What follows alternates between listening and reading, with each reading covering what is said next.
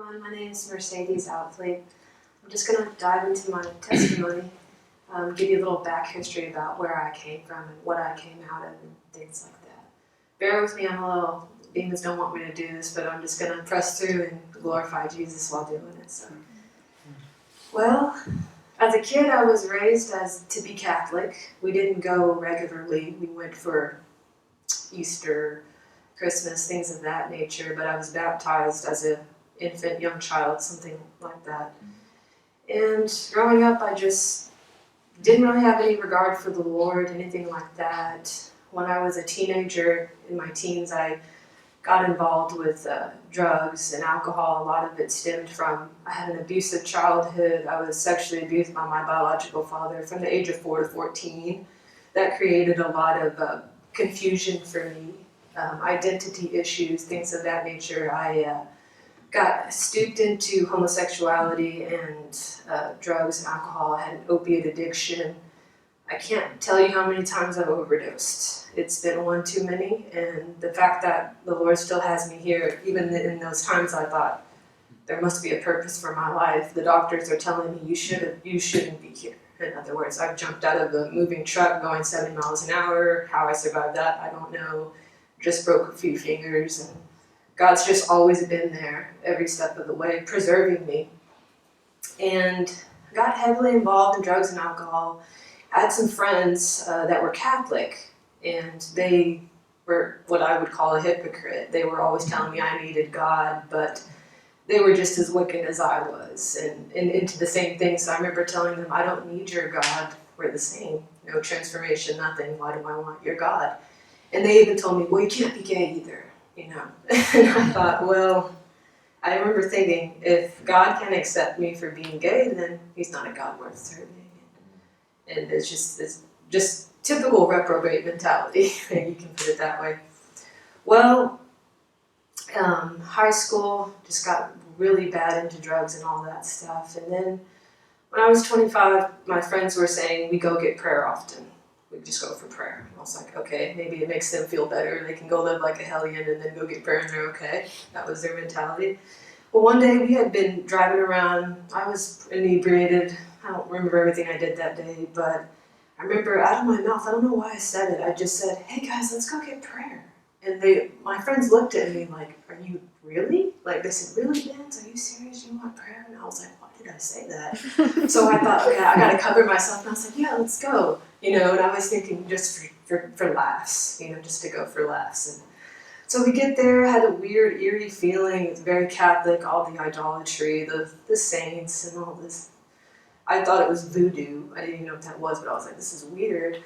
So there's this, I don't know if he was a bishop or a deacon, but I remember he kept coming in the room for people to get prayer, and I was the most resistant out of all of them. I was standing in the back of the room just shaking like a leaf, like, I don't want to do this, I don't want to do this, but I gotta be cool, you know, for my friends. And so finally I'm the last one standing, and I was like, I have to do this, you know, I put myself in the situation. He begins to pray for me, and I don't know what he was saying, I guess what you call them tongues now, but at the time I had no idea, I just thought it was gibberish. And he just kept praying for me, and I could literally feel something wanting to come out, but coming back. It was weird, I didn't understand demons and all that at that time. But he ended up praying for me and did some weird stuff, cracked an egg over my head, put it in a glass, said your soul's in danger, weird stuff.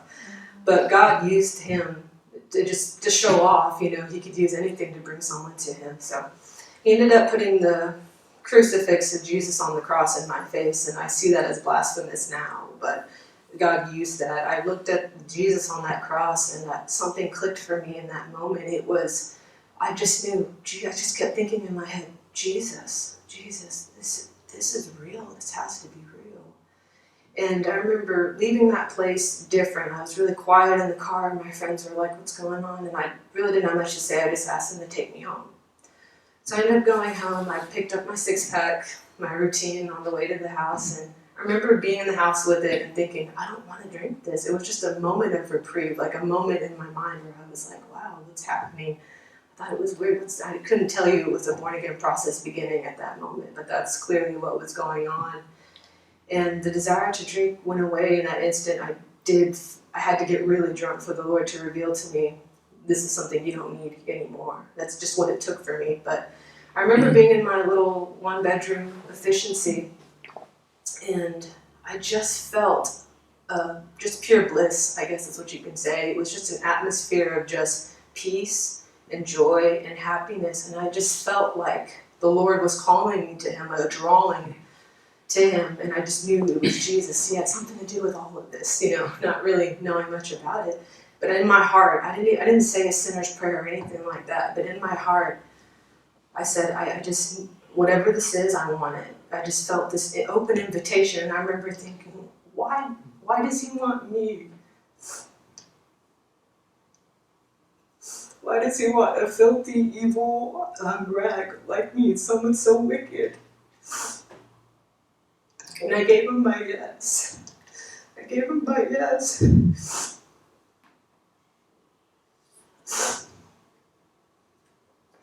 And since then, I just want everyone to know what He's done in my life. I overcame the addiction, the drugs and alcohol. It took a while for me to hand it over, but He told me, hand it over and I'll remove the desire. And sure enough, He doesn't lie. And willful sin, I was in homosexuality. I was actually in a homosexual relationship when I came to Christ. And I remember telling the woman I was with, I'm going to follow Jesus. Jesus, I just met Him last night, and I think He wants me to follow Him, and I'm just going to follow Him from here on out. And I remember she said, I want nothing to do with this, and she left, and we had been together for about 4 years at the time, so I just assumed that just wasn't the one for me. I still didn't understand. I wasn't convicted of homosexuality yet. That wasn't until maybe 7 months down the line. And I fell into sin again in that area with a fellow sister who's here.